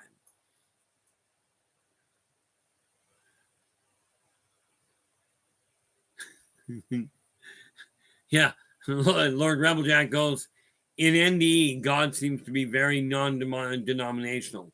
God is absolutely non-denominational. God never asked for worshipers, in all fairness. Like, do I believe in God? Absolutely. I've talked to the guy. Okay, and I use the term guy simply because I don't feel like going guy, girl, animal, elemental, non-corporeal, or all the other names, Buddha, Shiva, all of the names that people use. I don't feel like listing them all off. And that one Buddha may not fit that category, but you get the message. Okay. God himself never actually wanted worshipers, period. Okay. All he said was, I'm giving you free will. Here's your options. Do what you will. But he did not give you freedom of consequence. What do we got? Derek's going, we have thundering and roaring outside here in Northeast Florida. Yeah. Yeah, weather will do that to you on occasion. But, now, what am I looking at here? Oh, okay, we got time for that. When I look at it, okay, way back during the Spanish Inquisition, I was the Inquisitor. How you doing, Sandra? Glad you could join us. Yeah, I hope your day has been going well. When I was the Inquisitor, I was very good at my job. That was one of those lifetimes I look back on going, I really was a problem child. I bought wholeheartedly into what I was told. I got even though. Okay. And I became an Inquisitor. I could make people suffer for hours, sometimes days. But the guy that invented the Iron Maiden, when I met him, he was talking to me about a torture device he desired to build. That he had an idea for. The king commissioned him to do it. Because I took a look at it and went, yeah, that could actually work really well. So the guy builds it, he designs it, tells me what it's supposed to do. And I'm certain most of you, well, that answered that question. An Iron Maiden, yeah, the Brazen Bull was another, that was fun. Not, but you'll get the idea. The Iron Maiden was a concoction that you stood up in. Okay.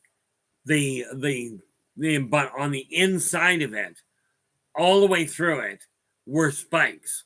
Okay. But they were just long enough that if you stood directly in the middle, okay, and these were pinpoint razor sharp spikes, all of them on the inside of the Iron Maiden. When it closed, you had just enough room. If you didn't move, you wouldn't get stabbed. Okay, but the moment you moved a hair's breadth, you would end up starting to bleed. And of course, they'd leave you in there until you were dead.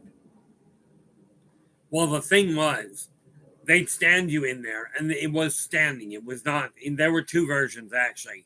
One you stood, the other one you knelt down on. Okay, you knelt down on the floor, and you were forced to stay in that exact position. Okay, you could not move. Now, bear in mind, they never fed you, never watered you. We never gave you a break. You never had time to move. You were never even permitted to sleep.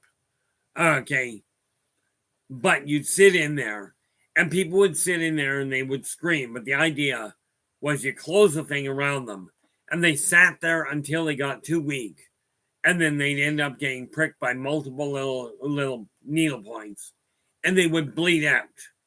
Okay, and that was the idea. They would scream in torture and agony and fear. That was the whole idea, because you'd do that in public, so nobody could go near it, and you'd be in public screaming. The idea was to instill fear in everybody around you. Okay, with that in mind, the Iron Maiden was built. The designer, the guy I know, designed it, built the whole thing, and showed how it all worked. Okay, and when he tried it the first time, he had to get a volunteer to step into it in order, that he had to get somebody to step into it. He took one of his assistants and got them to stand inside it while he closed it. Now, do understand, his assistant, he just closed it on to make sure that it fit right. Designed the whole thing, that was fine. Okay, now that was done with a dummy template. But when he turned it over to the actual engineer, not the engineer, but the blacksmith that built it, he turned it over to them. The guy made the spikes too long. So I happened to be at the demonstration for the king. And my, this chap, the designer, comes out to show how it works. Brought out a slave, or brought out a criminal that was supposed to be executed, and put him in the place. and then turns around and they close the door, and all you got was this. That was it. The torture was over, right? Well, the king was livid and was ready to have the engineer done in. And I stepped up. I says, Your Highness, I said, forgive me. I was there when he designed the thing, when he showed me the test. This thing was not supposed to do that, right? So the king goes, bring the engineer out and find out what's wrong. So the engineer was brought out in shackles. He was supposed to be killed that very day. And he comes out with his measuring tools, and he checks it out. The engineer, the blacksmith that built it, made the spikes 1.5 to 2 inches too long. So of course, when the door was closed, it literally killed the guy, right? And the engineer goes, but look, these are way too long. So a new blacksmith was brought in, built it before it was tested. The engineer was ordered to double check the length to make sure it fit. When it was tested, it worked perfectly. And they found out it worked perfectly by taking the first blacksmith, the one that screwed it up, and used it on him. Now, you're absolutely right, Derek. I was absolutely one of the worst people you could have known, because I not only did I do the torturing, I was not only just vicious, I was a sociopath and a sadist. So it literally boiled down to, so I get to play and I get to listen to people scream and cry in the whole 9 yards. I did that for a number of lifetimes, but it was absolutely it was undebated. It's not debatable. It was one of the worst lifetimes I ever did. Okay. The reality of it is I did the same thing back during the witch hunts. Okay. I became a warlock working for I became a warlock, which was a male witch working for the government. Okay, but that one I did differently. With the Spanish Inquisition, I never questioned. I went, you're telling me I get to torture this person. Okay, I took the whole idea of thumb screws, and you were supposed to do it slowly, but only to a certain point. I would do it just to see how much it took to completely immobilize the hand, but I wouldn't just do one finger. I only had it, they called it a thumb screw because you were supposed to be doing it to the thumb to get a confession. I didn't care about the confession. Okay. And yes, I can say this now with the idea that, look, I've lived this kind of a life. This lifetime, I'm a pacifist. You wouldn't know it by reading The Birth of the Wolf Pack, but I'm very much a pacifist. I do not agree with torture in the slightest. Okay.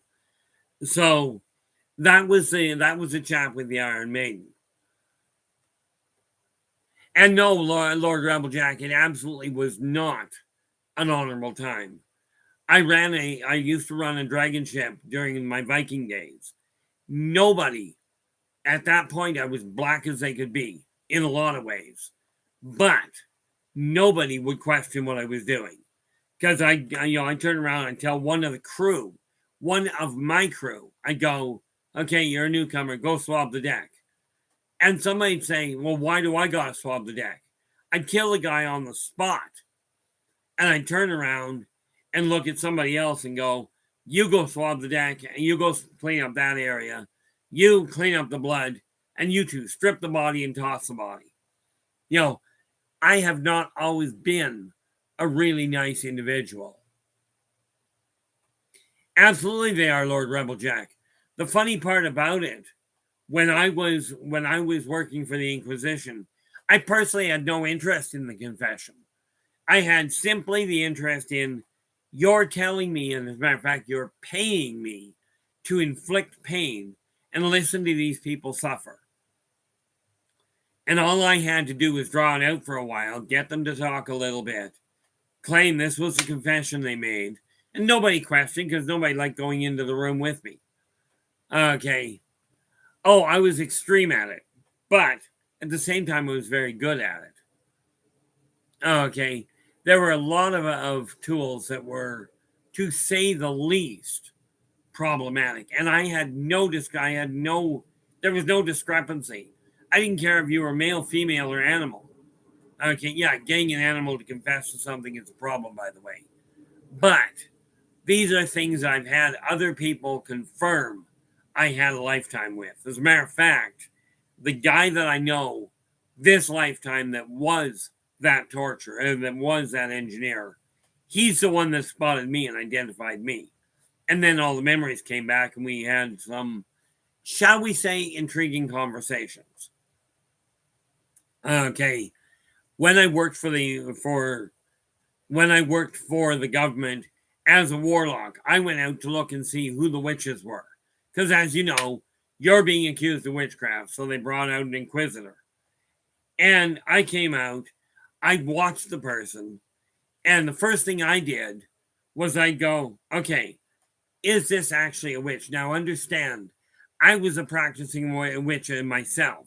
I was male, and again, I was, to say the least, I would be what you would consider a black witch. Okay, but I worked for the government, and they turned around and said, find out if these people are witches. So I go out and look at them, and I'd see, but I had a different rule of thumb. I went, okay, let's see who this person is. If the person turned out to be a quiet witch, which was a midwife, a veterinarian, an herbalist, if that's all she was doing, or all he was doing, I'd take a look at it and go, no. And I would take a look at that person and go, no, I know they're being accused of witchcraft. I don't care. Okay, they're not a witch. But being the sadist I was, I would immediately turn it to the person that accused that person and go, that's the witch. Then I get to play with him and torture him until he died. Yo, Lord Rebel Jack, I absolutely feel for you on that one. Okay. I avoid running into problems by not leaving my house much.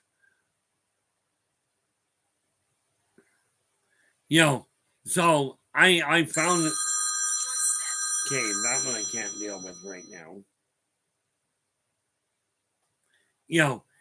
I've had some pretty nasty past lives, but as a warlock, I found a way, and you'll love this, to make money off the witch trials. And here's how I did it. When somebody was convicted of witchcraft, first of all, their property went up for grabs at a ridiculously low price. Because usually it was the landowner that was accusing somebody of witchcraft. Right. So nobody wanted to buy a cursed land that a witch had been on. So I'd buy the thing for a song. Okay. And of course, when I turned in the bigwigs, I did it the same way. It's like, okay, there's your witch. We go through the trial. The guy be convicted of witchcraft. The property go up for grabs. I grab it. Right. But then I'd take the witches that were decent people and move them onto the property. Move them onto my property where nobody bothered them. Okay, and of course, because of the fact that I worked for the government never paid me a second thought about what I was up to. I was just really good at spotting witches and clearing the countryside of them. Needless to say, the problem witches, the ones that were actually torturing people or hurting people, they ended up on the wheel. Okay, even when I ran a slave plantation back in 1760 in southern Louisiana, okay, I only ever bought 2 slaves. The rest of them, other people actually paid me to take off their hands. Again, it boiled down to working inside the system and finding a way to make money on a very corrupt setup. Now, do not kid yourself. This lifetime, I'm building an empire. I'm not planning on hurting anybody. Am I going to turn around and find a way to make money by helping you guys get your books, your paintings, your pictures, whatever, into print or into production. Absolutely, that is my goal. Okay, sometime in the next couple of days, I will know whether or not I've got the government's help or whether I do it myself.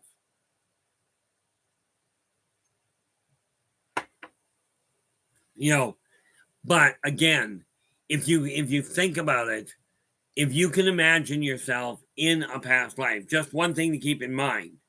Okay, not virtually, there's only a few people that are major people out of history. Okay, they're reincarnated as said history in people. I've heard lots of people come out and go, "Oh, I myself was King Henry VIII, or I was, King so and so, or Prince so and so, or whatever." Okay, I was not Attila the Hun. I did work for Attila the Hun.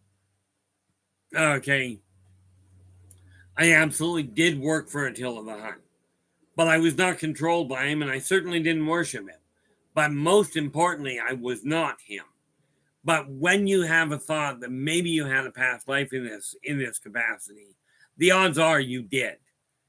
The one limit is I caution you about going, I was this person out of history. Like I spoke personally to 4 different people that claim to be Yeshua reborn. Okay. And another 3 that claim to be Amelia Earhart. Okay. Most of my past lives, I was a nobody. I really was a nobody.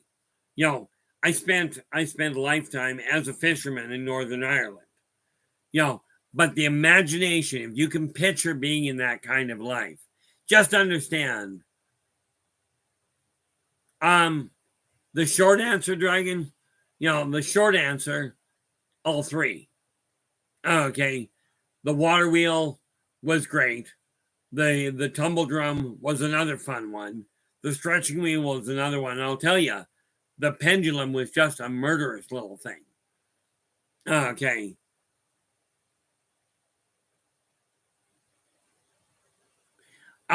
Here's the thing, Matt. Welcome aboard, Matt. I will caution you on one little detail.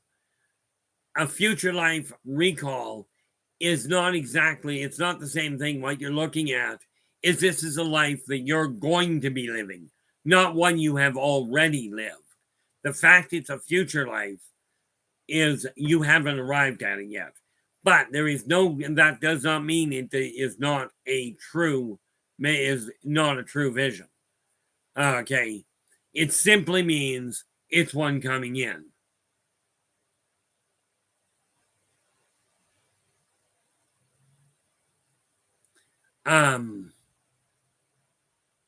Well, here's the neat part. The multiverse actually does exist. Okay, the kicker to it is there is no jumping between the multiverse. Stephen Hawking himself was only a couple of days short, well, probably a couple of months short, of actually mathematically proving the existence of the multiverse. Okay, sad to say that mind died a few years back.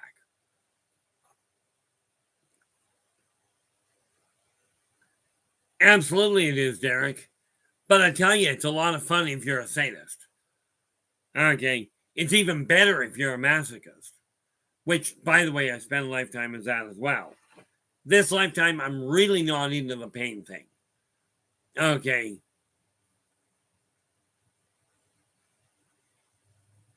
Yes, Kang the Conqueror absolutely can.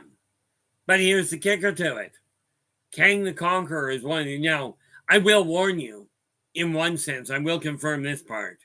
The race that Kang is, the race is real. Their intellect is phenomenal. Do they have the capacity to create a new timeline? No. But do they have the capacity to engineer the evolution of the one they're in? They certainly do, and depending on which one of them is doing it, to varying degrees of power. But then mankind has people that are able to shape the future. Personally, I intend on acting as a guidepost for people to do exactly that. Shape a brighter tomorrow by creating something that is beneficial to people? Honestly, Matt, the answer to your question is yes. For all intents and purposes, it is. Because the corporeal body that you personally inhabit is only malleable to a certain degree. Okay. It, like time travel, doesn't work. It's great theory, it's great for stories, but in a practical world, it doesn't function. Now, matter relocation, as in teleportation, what Star Trek identified as a transporter beam, okay, is real. Molecular dissociation, the Klingon disruptor, is real. Okay, but these are technological tools designed to do things that right now we see as science fiction. But let us not forget this funny little thing here. Back in 1963, I think, might have been 66. Okay, back in 1966. Okay, the cell phone was already shown. What we're working on right now, also known as the visiphone, was already shown back then. These are technologies that are designed or that are envisioned years before. And we cannot, it's not wise to go, Hollywood's useless, because you take a look at it. Much of the technical evolution that we've looked at has been inspired by people's imaginations. Now, with all this said, and I'm just looking at the time here. Okay. Adam, I am glad you have arrived in Edmonton safely. Absolutely, Lord Rebeljack. Okay. And in my world, I will call it this way. I'm envisioning and thereby co-creating a world where I have an empire, where I have the creative capacity to help take your works, put them into physical form, where you actually get credit for it, not where I do, because it's not my mind that's doing it. It's simply my mind that's going to streamline things. That's it. And I'm utilizing the tools other people are giving me to make that happen. This is just what I'm looking at. Yeah, Matt goes, art imitates life and vice versa. Absolutely. And much of our inspiration comes from watching nature, from watching other civilizations, comes from memories of past lives.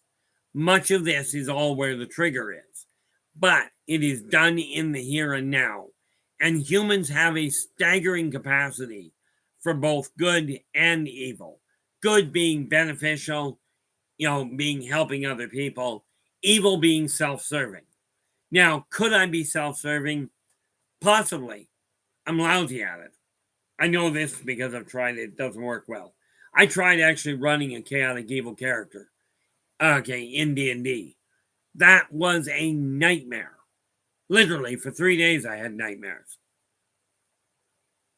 Net result, I just said I'm not building one. I won't run another chaotic evil character. Okay, it just doesn't work well.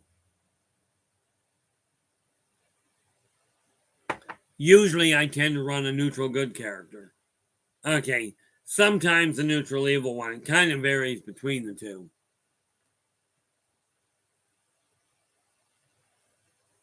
Yeah, no doubt there, Derek.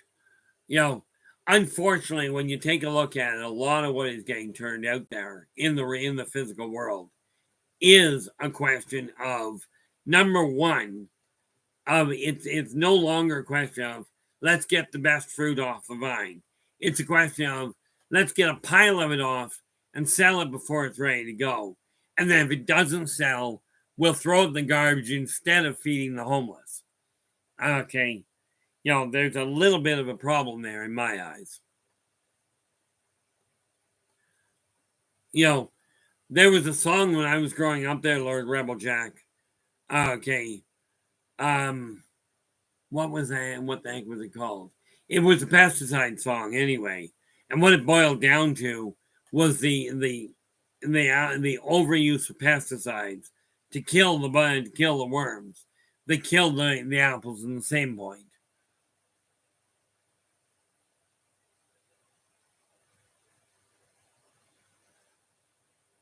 Yeah, I will tell you, Derek, that part not going to happen.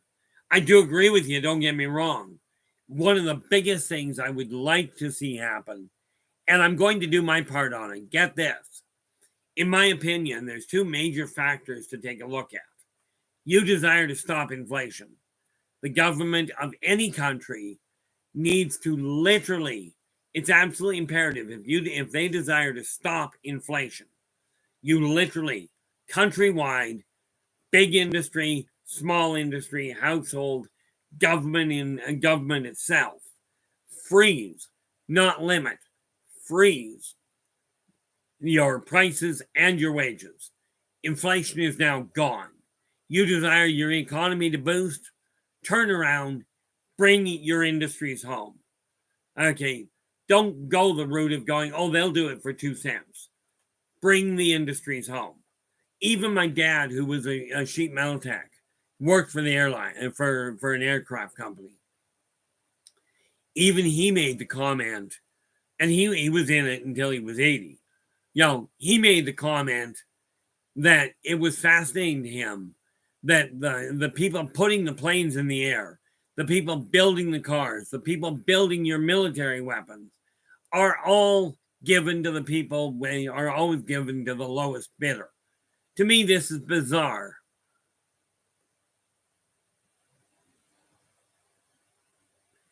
Yeah, Derek, that wouldn't be a shock at all. Okay. And unfortunately, here's the real fun, the real kicker about food shortages or any sort of shortage or depression. The people that are already living on the edge, that are already struggling day to day, aren't going to notice the depression.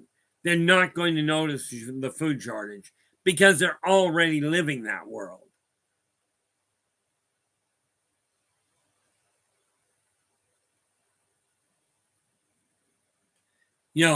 The fact of the matter is, companies have priced themselves out of competition.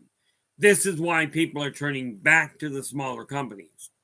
Okay, yes, prices are a little bigger, but the reality of it is, by turning to the little companies, what's happening is you're turning around, you turn to the little companies, and what's happening is you turn around and you're supporting immediate local. This is the easiest way to help your economy. Buy local. Okay. And like I said, I'm going to do my part. I was asked, well, what happens if your company gets so big? You're going to need to go to cheaper labor. I looked at them and went, no. My personal outlook on it is this. If I offer you a job at a given wage, this is the description, this is what you're getting paid. Okay. And I believe wholeheartedly in proper net profit sharing. Okay. But if you agree to do the job, do the job. If you're not doing the job, you're fired. There is no way I will ever run a union. Okay. And people can complain about it. I would rather close the doors on a company than take on a union, than bring a union in. Because the one holdup that I won't cotton to is if you're not doing the job, you're no longer working there. It's that simple.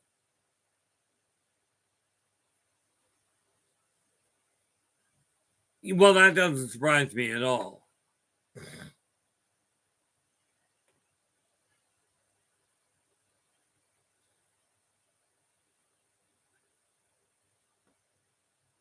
Yeah, Derek's just going, I've got railroad stock from the 1860s, and it's dropped tenfold. Well, the reality is, you got to remember, just think about this. Use your imagination. If these companies are so great, if they're making this kind of money, why did they not get the idea? Okay. Why did, and I just got it there, Derek. Thank you very much. If these companies are so much on top of the game, Why are they having trouble? Well, the reason is this. When you start treating employees like commodities and not like people, you have a problem. Okay, it's just that simple. Now, before we go any further down the road, we are well over the 2-hour mark. Before I get really badly sidetracked, let's see here. Tomorrow is Wednesday, so tomorrow we are going to be looking at the journey to your success, working on literally the plan. What steps do you take to actually take your life from where it currently is to where you desire it to be? Okay. Now, at the end of the show tomorrow, I will have next week's laid out. Okay. With this in mind, I'm going to bring this to a close. But I will say thank you so much, people, and thank each and every one of you for sharing your time with me today. Remember, the reality of this show is not just about me. I just happen to be the one talking. Okay. This is literally about you. Okay. In answer to your question, Lord Rebel Jack, it will be 4:30 p.m. PST, assuming I don't die between now and then. Okay. I run Friday through Wednesday from 4:30 p.m. to 6:30 p.m. approximately, roughly a 2-hour run. Okay. And I will be back again tomorrow. Until then, do take care of yourselves and each other, and for pity's sakes, stay positive.